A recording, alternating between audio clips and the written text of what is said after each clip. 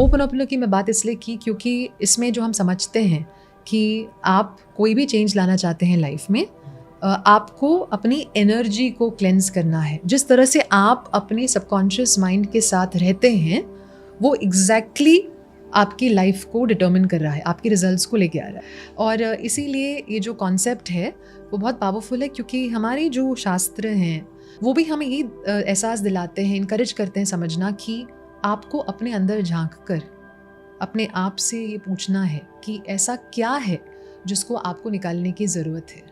तो subconscious mind में कई सारे मेमोरीज होते हैं, और होपनोपोनो एक ऐसी सिंपल टेक्निक और फिलॉसफी है जो इनकरेज करती है कि आप जो भी प्रॉब्लम हो ये समझो कि आपका सबकॉन्शियस माइंड हेल्प मांग रहा है आपसे, और ये एक अपॉर्चुनिटी है आपको अपने ही पास्ट को क्लेंस करने की। nice. तो होपनोपोनो का अगर मैं कहूँ कि कुछ कॉम्प्लिकेटेड है तो उसका नाम, हाँ और मैंने कई चीज़ें सुनी, हॉनी पॉनी, हॉकी पॉकी, ऐसी बहुत सारी चीज़ें सुनी हैं बट इसका मतलब यही है कि आप थोड़ा रिस्पॉन्सिबिलिटी लें। और इसमें सबसे अच्छी बात यह है कि जो भी इम्पोर्टेंट एनर्जीज है ना यूनिवर्स में, जैसे कि फॉरगिवनेस हो गया, ग्रैटिट्यूड हो गया, रिपेंटेंस यानी एक्चुअल पछतावा, जिससे हम कहते हैं ना अगर पछतावा सही हो तो भगवान की भी अनुग्रह ग्रेस आ जाती है। तो पछतावा, रिपेंटेंस जो होता है अपने पास्ट को लेकर, वो एक इम्पॉर्टेंट एनर्जी होती है जिससे आप बहुत पॉजिटिव चेंजेस और एक्शंस ले सकते हैं लाइफ में। चौथी एनर्जी होगी फॉरगिवनेस की, जिसका एक सिंपल है मीनिंग कि आप जब फॉरगिव करते हैं तो आप ऑटोमेटिकली ना ग्रैटिट्यूड यानी अप्रिसिएट कर सकते हैं लाइफ को। तो gratitude, forgiveness, repentance, most importantly energy of love, ये चार जब एक साथ आ जाते हैं, इनफैक्ट हम ये भी समझते हैं कि फॉरगिवनेस से भी एक्चुअली लव आता है, फॉरगिवनेस से ग्रैटिट्यूड आता है, बट सबसे पहला स्टेप जो होता है वो रिपेंटेंस, यानी आपको कुछ तो पछतावा होना चाहिए। तो क्यों होता है पछतावा? क्योंकि हो सकता है आज आपकी लाइफ में कोई प्रॉब्लम हो और आप नहीं सॉल्व कर पा रहे हैं। तो होपनोपोनो हमें यही समझा रहा है, एक जो टेक्निक है हमें इनकरेज करती है कि आप किसी को ब्लेम ना करें, कुछ भी हो। अगर प्रॉब्लम है तो आपके अंदर, आपके सबकॉन्शियस माइंड में कुछ नेगेटिव मेमोरीज चल रही हैं, जैसे कि स्क्रीन है और स्क्रीन पर जो भी चल रहा है शायद आपके माइंड में अभी वो मेमोरीज चल रही हैं जो आपकी लाइफ में आपको रोक रही हैं, आपको ब्लॉक कर रही हैं किसी चीज़ को लेकर। तो यही पूरा क्लेंजिंग प्रोसेस है जो होपनोपोनो में हम करते हैं। स्पेशली जब आपको लगता है कि ये चीज़ तभी होगी जब दूसरा इंसान चेंज हो जाए, जब तक वो नहीं चेंज होगा मेरी प्रॉब्लम सॉल्व नहीं हो सकेगी। इनफैक्ट अगर आप रास्ते में किसी को देखते हैं और आपको उनको देखकर बुरा लगता है, होपनोपोनो में तो हम यही समझते हैं कि वो भी क्यों हो रहा है, क्योंकि कहीं ना कहीं आप उनके साथ कुछ मेमोरीज को, एनर्जी को शेयर करते हैं, इसीलिए वो इंसान भी आपके लाइफ में आया है।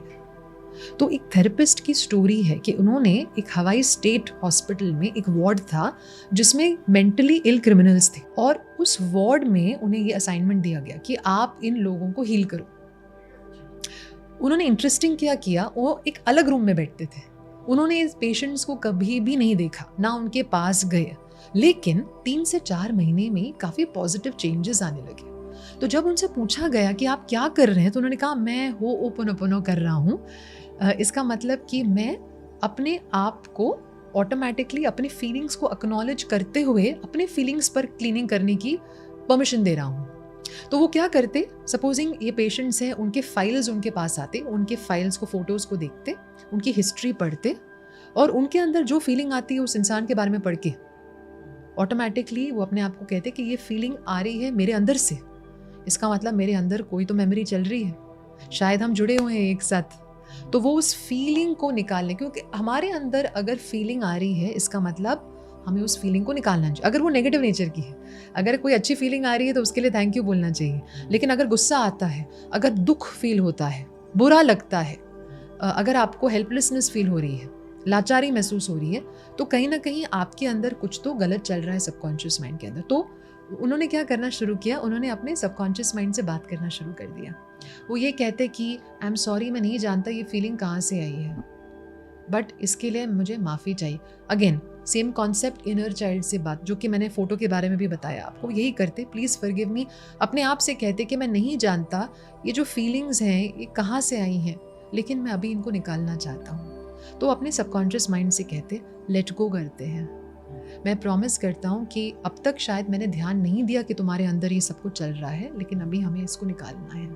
और एक स्टेटमेंट है जो होपनोपन में क्लीनिंग वर्ड्स माने जाते हैं, आई लव यू। तो वो ये कहते आई लव यू अपने आप से कहना, क्योंकि सेल्फ लव की कमी जो है वो लाइफ में हमें हमेशा नेगेटिव सर्कमस्टांसेस में और प्रॉब्लम्स में जकड़े रखती है। तो सेल्फ लव की कॉन्सेप्ट भी होपनोपनो में बहुत इंपॉर्टेंट है। तो अपने आप को जब आप लव देते हैं तो आपकी वाइब्रेशन इंप्रूव होती है। आपके अंदर जो भी था, इंक्लूडिंग ये पेशेंट आपकी लाइफ में है ना आज, ये उनकी रिस्पॉन्सिबिलिटी थी, जैसे वो बेटर फील होना शुरू होते गए ये वार्ड भी हील होता गया। इनफैक्ट इंटरेस्टिंग चीज़ ये है कि क्योंकि जो 1-2 पेशेंट्स बाकी थे वो भी डिस्चार्ज हो गए। एक्चुअली ना देखा जाए तो ये जो मेटाफिजिक्स में भी जो कॉन्सेप्ट है of self healing, for healing anyone, self healing करो।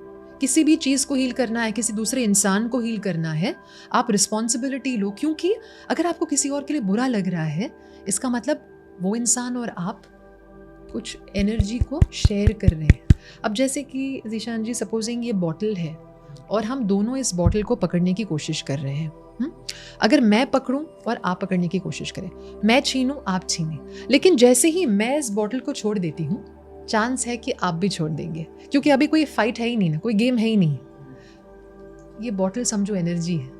अगर मैं अपने ऊपर काम करूं और मेरे इंसान में कोई लाइफ है जिसको हेल्प की ज़रूरत है, अगर मैं अपने ऊपर मेरे अपनी एनर्जी पर काम करूं, मैं हील हो जाऊं, मेरी फीलिंग जो है वो निकल जाए नेगेटिव, तो आप भी बेटर फील करेंगे। इनफैक्ट इसीलिए पेरेंट्स अपने बच्चों के लिए कर सकते हैं, बच्चे अपने पेरेंट्स के लिए कर सकते हैं, आप किसी दोस्त के लिए कर सकते हैं, या आप अपने क्लाइंट्स के लिए कर सकते हैं।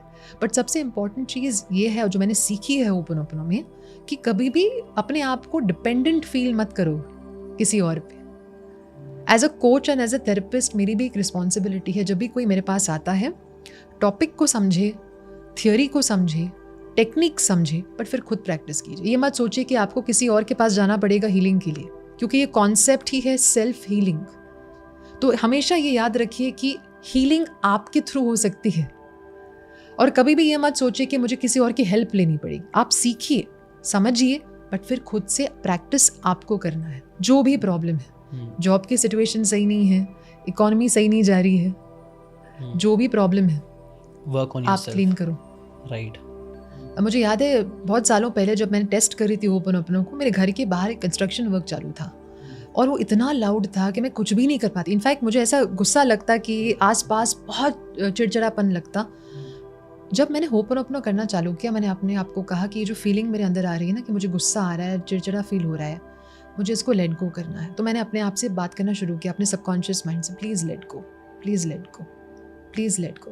एंड मैंने अपने आप से कहना शुरू किया कि मैं नहीं जानती ये फीलिंग कहाँ से आई है, शायद आई है कहीं से भी, बट आज मैं रिस्पॉन्सिबिलिटी लेती हूँ इसकी। आप विश्वास नहीं करेंगे, आवाज़ तो वैसे के वैसे ही था, लेकिन मुझे कुछ मिनटों में नींद आ गई। अच्छा। और उसके बाद जब भी मुझे वो ट्रिगर फील होता, इरिटेट होता, मैंने होपनोपनो करना शुरू किया, और आसपास आवाज़ उतना ही था, लेकिन मैं बॉदर होना बंद हो गई। तो एक छोटी सी चीज़ थी जिससे मुझे फील हुआ कि अगर ये छोटी चीज़ में काम कर सकती है तो बहुत बड़ी बड़ी चीज़ों में काम कर सकती है। इनफैक्ट एंसेस्ट्रल क्लीनिंग भी हम करते हैं होपनोपनो। हो सकता है आपके परिवार में कोई हो जिसके साथ अच्छा नहीं हुआ हो, शायद उनकी कुछ ऐसी विशेष थी जो इनकम्प्लीट रह गई। कई बार हमने देखा है कि अगर आपके परिवार में से, शायद आपके पूर्वजों में भी, कोई पिछले जनरेशन्स में अगर कोई प्रॉब्लम थी, तो आज आपके लाइफ में हो सकता है कोई प्रॉब्लम्स लगातार आए। पैटर्न्स हैं जो फैमिली से फैमिली, जनरेशन से जनरेशन चलती आती हैं। तो और ये हम मेटाफिजिक्स में भी, स्पिरिचुअलिटी में भी काफ़ी देखते हैं कि जो हम नॉर्मली करते हैं इंडिया में, कि वो कहते हैं कि अपने एंसेस्टर्स के लिए प्रे करो, उनकी आत्मा को शांति मिले। हम इसलिए भी कर रहे हैं क्योंकि हम समझते हैं कि अगर वो खुश नहीं है, वो आज़ाद नहीं है, कहीं ना कहीं हमारे लाइफ में प्रॉब्लम्स आएंगी, क्योंकि वो हमारे थ्रू फ्रीडम पाना चाहते हैं। तो होपनोपनो में एंसेस्ट्रल की क्लीनिंग भी बहुत करते हैं, अगेन सबकॉन्शियस माइंड से कनेक्ट करके। अगर आपको ये वीडियो पसंद आया और इस चैनल से ज़्यादा आप इंस्पिरेशन और टूल्स सीखना चाहते हैं, तो हमें सब्सक्राइब ज़रूर कीजिए।